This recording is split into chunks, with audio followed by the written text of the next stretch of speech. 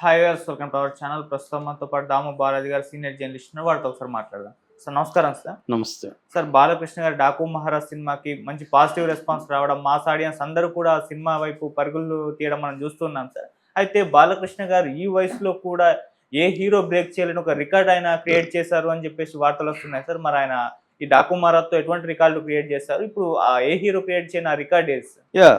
బాలకృష్ణ మనకు తెలుసు, ఆయన ఆల్రెడీ హ్యాట్రిక్ హీరోగా పేరు తెచ్చుకున్నాడు. వరుసగా అఖండ్ కానీ, వీరసింహారెడ్డి కానీ, భగవంత్ కేసరి కానీ 3 హిట్లు అయినాయి. ఇప్పుడు సెకండ్ హ్యాట్రిక్కి పునాది పడింది.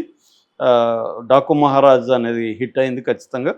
సో దాంతో ఆయన ఇప్పుడు సెకండ్ హ్యాట్రిక్ కూడా తెరలేకపోతున్నాడు. ఆల్రెడీ అఖండ 2 తాండవం అనే పేరుతో బోయపాటి శ్రీను దర్శకత్వంలో అఖండకి సీక్వెల్ వస్తుంది. ఆల్రెడీ అది మహాకుంభమేళలో షూటింగ్ మొదలైపోయింది. షెడ్యూల్ అక్కడ ప్లాన్ చేశారు. ఎందుకంటే రియలిస్టిక్గా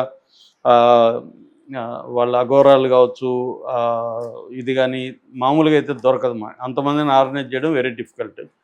ఇప్పుడు ఏమవుతుందంటే 12 గంటలకు ఒకసారి జరుగుతుంది కాబట్టి పుష్కరాలు అంటారు వాటిని. పుష్కరం అంటే 12 ఏళ్ళకి ఒకసారి జరుగుతుంది.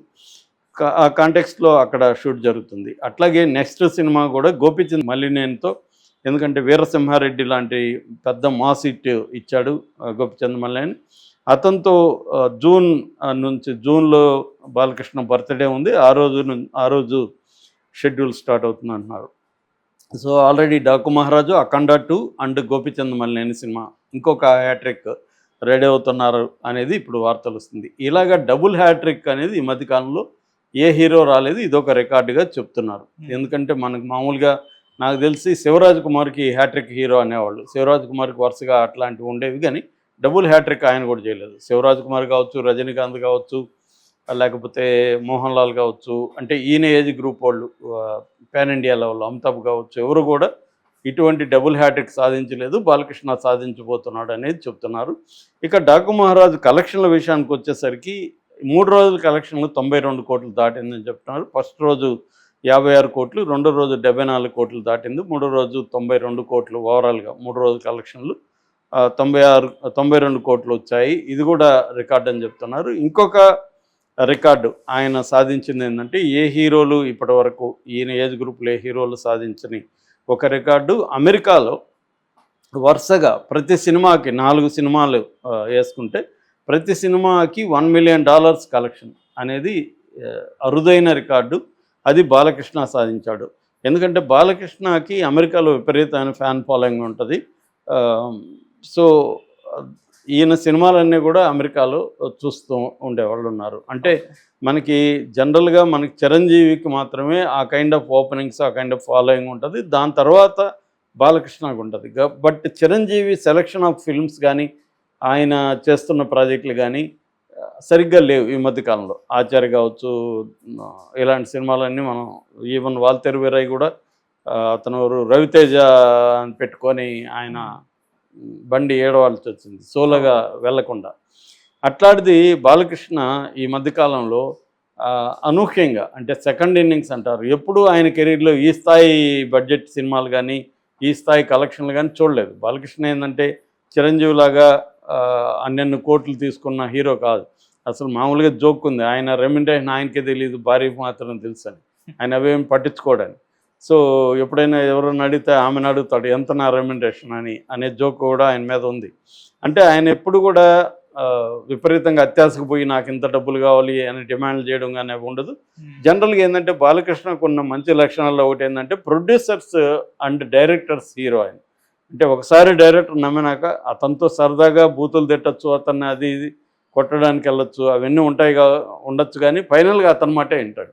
చాలాసార్లు బోయపాటి గురించి చెప్తారు. బోయపాటి ఫర్ ఎగ్జాంపుల్ జోబిలో చేయబట్టుకొని ఒక సీన్ చేయమని డైలాగ్ చెప్పమంటే ఈయన మర్చిపోతే కట్ సార్ జోబిలో చేయి అంటే ఒక బూత్ తిడతాడు ఆ డైరెక్టర్ని, కానీ మళ్ళీ చెయ్యి మాత్రం పెట్టుకొని చేస్తాడు. అంటే డైరెక్టర్ చెప్పింది చేస్తాడు, కానీ సరదాగా ఎన్నిసార్లు చేపిస్తాడని తిడతాడు తప్ప చేయకుండా మాత్రం డైరెక్టర్ ఒప్పుకోడు. అంటే వేరే హీరోలు, అదే చిరంజీవి అనుకో, స్క్రిప్ట్లో కాలు వేలు అన్ని పెట్టి దాన్ని మార్చి దాన్ని తనదైన పద్ధతిలో చేయడానికి చిరంజీవి లాంటి వాళ్ళు ట్రై చేస్తే, బాలకృష్ణ ఒకసారి అసలు ఒక సీన్ నచ్చితే కూడా స్క్రిప్ట్ ఓకే చేసేస్తాడని కూడా ఆయన మీద జోకులు ఉన్నాయి.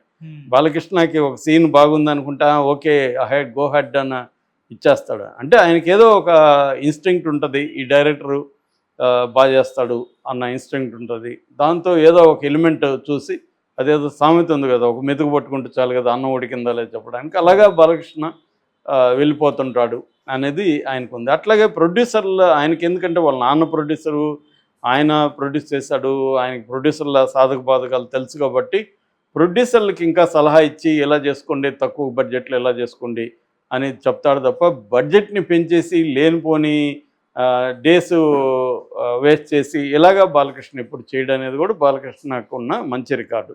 అట్లాగే ఒక పాన్ ఇండియా సినిమా తీయాలి, ఒక 2 ఏళ్ళు తీద్దాము 3 ఏళ్ళు తీద్దాం అనేది కూడా బాలకృష్ణకు ఉండదు. ఆయనకి ఏంటంటే సినిమా బాగుంది, కథ బాగుంది, చేసుకుంటూ వెళ్దామని తప్ప పాన్ ఇండియా కోసం ఈ హంగులు పెట్టండి ఆ హంగులు పెట్టండి అని డిమాండ్ చేసే వ్యక్తి. పాన్ ఇండియాకి ఇండియా ఆయనకు అనవసరం. సినిమా చేస్తే అది బాగుంటే అన్ని భాషలు చూస్తారన్న అభిప్రాయం తప్ప, అలాగా ఆయన వెళ్ళిపోతున్నాడు. అందుకనే ఆయన ప్రొడ్యూసర్లకి ఈయన అడగకుండానే ఈయనకి కూడా రెమ్యునరేషన్ పెంచేసుకుంటూ వెళ్తున్నారు. సినిమాకి కూడా బడ్జెట్ పెట్టి క్వాలిటీ కోసం వాళ్ళే ఎక్కువగా ట్రై చేస్తున్నారు, బాలకృష్ణ డిమాండ్ చేయకపోయినా అనేది అంటున్నాడు. ఆ రకంగా ఖచ్చితంగా ఇది ఇవాళ ఉన్న టఫ్ సిచ్యువేషన్ మనకు తెలుసు. ఒక థియేటర్కి వచ్చి ఒక ఫ్యామిలీ సినిమాలు చూడాలంటే అన్నీ క్యాలిక్యులేట్ చేసుకొని వాళ్ళు రిస్క్ తీసుకొని వస్తున్నారు. ఎందుకంటే వాళ్ళ బడ్జెట్ ఓవరాల్ అని 2024లో అర్బన్ కన్జంప్షన్ అనేది బాగా తగ్గిపోయింది. ఓవరాల్గానే కన్జంప్షన్ అనేది తగ్గిపోయి ఎకనామీ మీద దాని ఎఫెక్ట్ పడింది.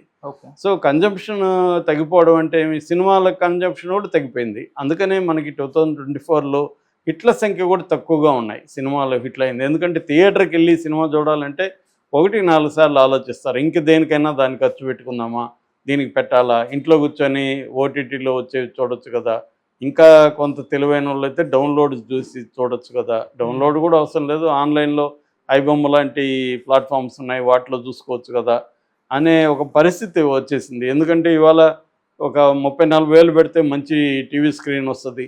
ఆ టీవీ స్క్రీన్లో ఇంటిల్లిపాది చూసుకోవచ్చు. అంటే దానికి కొద్దిగా సౌండ్ సిస్టమ్ పెట్టుకుంటే బ్రహ్మాండమైన థియేటర్ ఫీల్ క్రియేట్ అయిపోతుంది. దీనికోసం పోయి 3,000-4,000 ఖర్చు పెట్టుకొని ఎందుకు అన్న ఒక ఇదైతే పెరిగింది. ఇటువంటి కాంటెక్స్ట్లో కూడా హ్యాట్రిక్ రికార్డు కొట్టడం అనేది 3 సినిమాలు వరుసగా కొట్టి 4వ సినిమా కూడా హిట్ కొట్టడం, అంటే ఈ 4 సినిమాల కలెక్షన్ కూడా ఒక రికార్డు క్రియేట్ చేయడం అమెరికా లాంటి దేశాల్లో కూడా అనేది ఖచ్చితంగా బాలకృష్ణకి ఒక పెద్ద రికార్డు అని చెప్పచ్చు. ఇవాళ నేను ఇందాక కంపేర్ చేసిన ఈ మోహన్ లాల్, మమ్ముట్టి, మన రజనీకాంత్, ఇక్కడ చిరంజీవి, ఇలాంటి అనేక మంది హీరోలతో across the country, Shivaraj Kumar, ఇదంతా కూడా ఈనేజ్ గ్రూప్ వాళ్ళు. వీళ్ళ ఎవరూ సాధించలేని రికార్డును బాలయ్య సాధించాడనేది ఇవాళ వాస్తవం అది. సో ఆ రకంగా బాలయ్య ఫ్యాన్స్ ప్రౌడ్గా ఫీల్ అవుతున్నారు. సో ఆయన ఆల్రెడీ దీన్ని ఎంజాయ్ అనేది పక్కన పెట్టి నెక్స్ట్ అఖండ 2కి వెళ్ళిపోయాడు షూటింగ్కి. ఆల్రెడీ పైప్ లైన్లో గోపీచంద్ మల్లేని పెట్టాడు. సెకండ్ హ్యాట్రిక్ కూడా ఖచ్చితంగా కొట్టే పరిస్థితి కనిపిస్తూ ఉంది. Okay sir, thank you so much.